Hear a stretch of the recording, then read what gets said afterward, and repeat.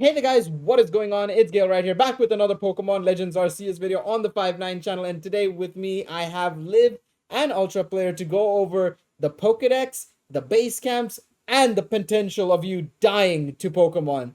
Yes, I said that right. We can die to Pokemon potentially. But before we get in, Liv, ultraplayer, how you guys doing today? I'm doing good. Hopefully you guys are as well. Hopefully you guys enjoyed the direct. I am doing fantabulous. Really enjoyed the direct and looking forward to staying alive during Arceus. Ah, Yes, you yes. can. Yes, the Nuzlocke challenges have gone from keeping your Pokemon alive to making sure you are alive. But let's get into the Pokedex first and foremost. Obviously, as you guys may know, the Hisui region is Old Sinnoh basically, and your job is to complete the first ever Pokedex. So you'll be studying their habitats and the environments they live in, and how are they affected by certain moves and such, so on and so forth, basically. But along with that, you're obviously journeying through the regions, as it mentions on your screens right now on the website. You are supposed to clear tasks, and with your tasks, you increase your rank, and as such, you get access to new areas. With new areas comes new challenges. Of course, first things first, and foremost, you have base camps. You're surveying outposts. When you leave Jubilife Village, you have to get to these base camps to ensure they're like your mini Pokemon centers, basically recovering health or being able to craft items using the camp's workbench. How do you guys feel about this whole aspect of the Pokedex and the base camps and the fact that you're completing this task basically? Does it make sense for that matter? Let's start off with you, Josh. How do you feel about it? Oh, okay, me. Hi. I think it's very appropriate for the Mm-hmm. time and everything that we're doing to do these expedition camps because you know we've talked in the past about how this is widely like an undiscovered, not really an undiscovered, but an unexplored region. It's fully inhabited by Pokemon, and we're the only town.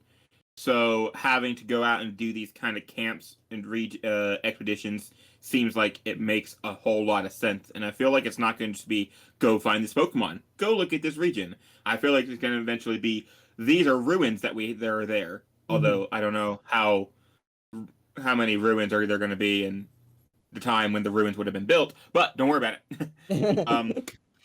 Exploring ruins, or we found a camp that isn't ours, is like the thing that keeps coming into Hmm. my mind, and going to explore that and seeing if that camp is suitable for us to use, like us, I guess, the survey corps, Yep. group, what it's Yep. called, doesn't matter. Galaxy team. Let's call them the Galaxy team because that's what Galaxy they're. team, Yeah. for Galaxy team to use as a outpost as well.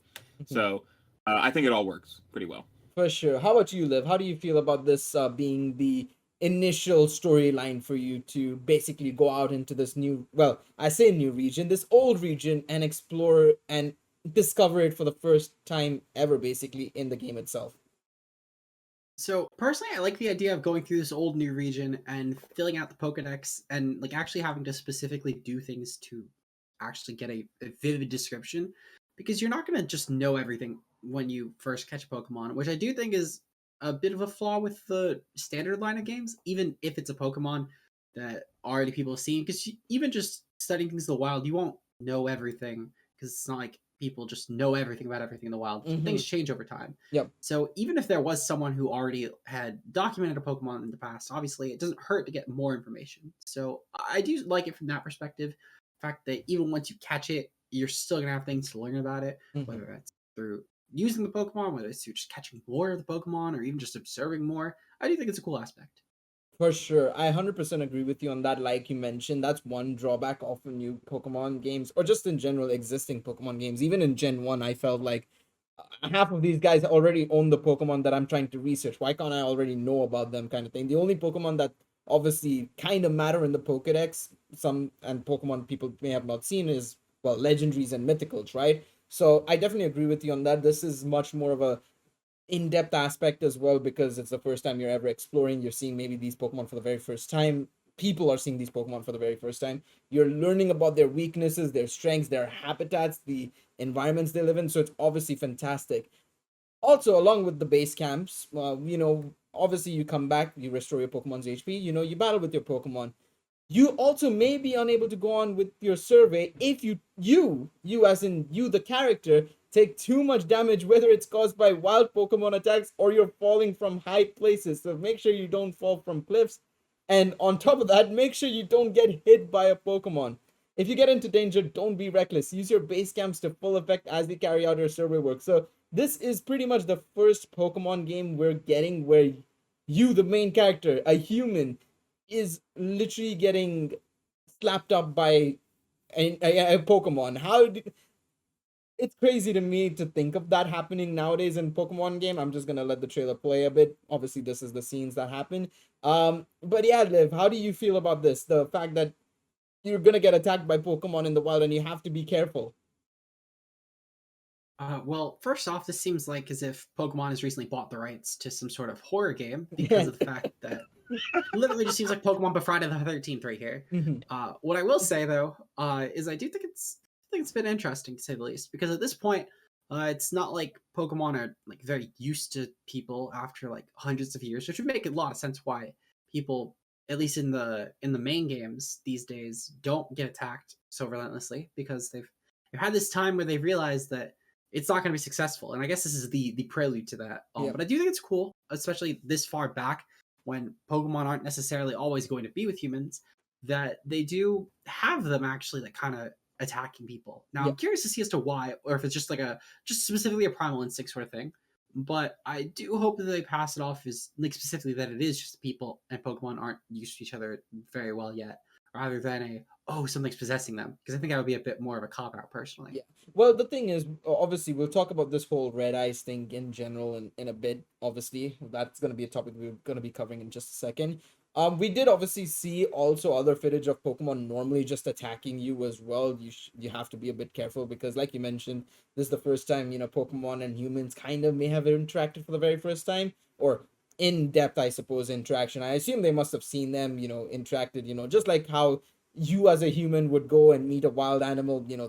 They might have seen other humans, but it's not rare that there's a human that comes up close to them. But definitely agree with you on that. It's kind of a very interesting experience, and the fact that this is something like out of a horror slash like a monster hunter game where monsters are just chasing after you like no tomorrow. How do you feel as well, Josh, about this whole Pokemon attacking you and the fact that you could potentially jump off a cliff on this game? La da da da da, going out to pick some flowers for my expedition, and then all of a sudden Ursaring just comes up and mauls you. Yeah, it just claws you like no tomorrow. One thing that I think is funny is recently there have been like a couple of times when you see videos going around, could I fight this Pokemon? Well, guess what? You're gonna get to find out, could you beat this Pokemon in a fight? And the answer is no. The answer may shock you. The answer may shock you. You cannot fight a very angry giant sea snake in its own territory with a paddle. Definitely, I think it's like I said before. I think it makes sense. Like I think, they're not. We say that they're angry, right? We keep saying that they're angry and everything, but I feel like it could also be something more than just a little bit of anger. Like they are scared. Like they don't know what we are. Why are we here? Why are we coming onto them? They just saw their friend or brother or family just get captured into a tiny little ball. I'd be angry too. Yep. I'd strike lightning on some weird two-legged creature that's going around stealing my family. Yeah, definitely. What are you doing here? Get out. Yeah, definitely. There has to be some territorial aspect to it for sure. Certain Pokemon might be just territorial, like Luxray and stuff, right? Kind of like obviously lions, how they're territorial and the pride and stuff, right? One thing obviously we also have to mention as well, along with that, like you mentioned, the lightning strike. Now let's talk a bit about this. Now this, to me, as somebody who's just started playing Breath of the Wild properly, I haven't had the opportunity to play Breath of the Wild. Obviously, in Breath of the Wild, there's something called a blood. It's been out for 10 years. I mean, yes, that is true. It has basically been out for nearly, well, it's half of that, but it's been nearly out for more than 5 years now. So, there is something called the Blood Moon in it, and you can see some of the inspiration it might have taken in from there. Is that on certain nights slash days, it seems like Pokemon become notoriously aggressive. Is there some external factor there? Because do you think it's Arceus making these Pokemon angry, or is it something like, say, I don't know. It can't be Darkrai. I don't think it's a Darkrai. So do you think it's a new Pokemon or something that just happens naturally, and they haven't been able to figure? And this journey is also going to be figuring that out potentially. How about what do you think, Josh? I think that the obvious theories are about Arceus or um, the day that it's happening. Darkrai could be a number of things. I think one theory that's worth exploring is obviously Galaxy becomes galactic. What if it's a device that the higher ups in Galaxy, like Ooh. Cylene, is that her name? What if it's Mhm. something that she has and she's making them angry in a way to see how they respond and everything? That Because obviously, I don't think all Pokemon are going to get angry. So she's testing them out for what Pokemon are going to react what way to whatever device she might have that is causing this. that's a very good shout. That's a very good shout for sure. How about you, Liv? What do you think about Josh's theory, and if you have any theories yourself potentially? See, I personally am kind of thinking that it's as mentioned earlier. I think it's probably just a territory sort of thing. They're defensive because this seems like a rather untamed area. It's very wild, Hmm. for a lack of a better term. Um, but I do think that it's probably more so just defending themselves, thinking that maybe someone's intruding. I would be kind of shocked if this ended up just being like Arceus possessing things of all Yeah. Pokemon. If it was anything, I think it would maybe be like a Giratina, I guess. Ooh, that could be a good But shout. Oh Yeah. yeah, but even still, I feel like that's such a stretch because I feel like if anything, they would do some sort of Giratina spin in like Brilliant Diamond, Shining Pearl. Hmm. So I feel like maybe doing it with like Legends Arceus just feels weird, I guess, just because of the fact that they may as well just throw Giratina in the Dog Palkia storyline rather than the Arceus one, in my opinion. Definitely. And I feel like it's very out for Arceus, in my opinion. I think there would be zero chance that's the case. So I and I'm think pretty sure if that it's not natural, it's probably, as Josh mentioned, like the evil team sort of thing. Hmm. What about you, Josh? You were another saying. thing is with Giratina is I'm pretty sure that it's still stuck in the distortion world, and I don't think we'd have any way to get Giratina out. Mm, Yeah, unless this primitive team can do it with their primitive they Unless this could. technology. primitive team They could. can get up to Mount Coronet again. Yeah. But no, definitely agree with you guys on that. It's gonna be very interesting to see why these Pokemon are angry. Of course, you can black out due to these Pokemon, but you'll be taken to the nearest base camp, is my guess. I mean, they kind of mentioned that in the full like presentation itself. So don't worry if you won't necessarily die, but you will basically get unconscious to the point where they could kill you, but because it's a Pokemon game, you won't actually die. At least I don't think, unless you actually die Oh, and somehow get you unconscious. and somehow they resurrect you from the dead. What's up? I would say I'll only get unconscious. Wow, I'm I, only gonna black out. I mean, Imagine Imagine a Rhydon just charges head first at you, stabs you in the stomach, throws you against a tree, and just leaves you to die. And it's like, yeah, I found you unconscious. I don't know what happened. There's a lot of blood everywhere. I don't know what happened there. I don't know what happened No, there. I just used the Pachirisu to get you back alive, defibrillate you or I had a something. um, Pachirisu, don't worry. I'm glad I only had a concussion for 2 weeks. But Yeah, yeah. it's weird. I just saw like an Ursaring running off with your leg, so I was just like, Pachirisu, can we do something about this? Oh man, that's crazy. It's just so funny about like, oh, you got struck by lightning. Don't worry, you're still alive. That's all that Don't worry, I got matters. a band-aid.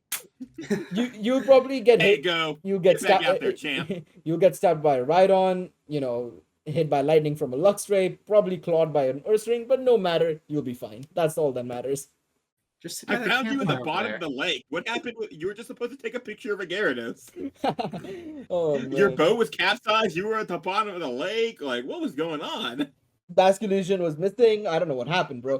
Uh, oh man, but yeah, no, it's so cool to finally be able to at least get this much. It's still fantastic. Any final thoughts from you guys before we wrap up this video, though? No, I think we pretty much covered everything that I personally was thinking about, to be The honest. one thing that I think, the only other thing that I can think of is that we had, like, we're talking about the angry Pokemon, right, and how Yeah. they're being affected, and maybe this Blood Moon or Arceus, but everything we see are these large, scary Pokemon, Ursaring and Mhm. Crobat and Gyarados. So I'm kind of curious, what happens when this Blood Moon goes against like a, I don't know, a Wurmple or something. Chingling. Like yeah, Chingling, 5 frames per second Chingling. Is it going to come after us, right? Yeah. And if so, can we fight back? Can like if this Chingling comes at me, can I punch this thing? Can I can just I, punch Defend it? myself. Like, I don't ain't want to. scared of you. I am Damn. throwing a Pokeball. Just beat the hell out of it instead. Yep. Yeah, Definitely. like, I ain't can I catching shake the you. bell until it breaks? I want to just shake the bell until the little ringy thing just Oh my pops right Oh out. my god. All right. But yeah, with that being said, let us know in the comment section down below, how do you like this addition to this Pokemon game? Do you think they'll maybe go any further at any point where they might, actually include blood? Probably not, because Pokemon. But yeah, let us know in the comment section down below, how do you guys feel about this? Liv, Josh, thank you so much for joining me in this video. Appreciate y'all again. But yeah, leave a like if you enjoyed this video. Subscribe to the channel for more content like this. And yeah, we'll see you guys in the next one. Take it easy, everybody. Bye-bye. Bye.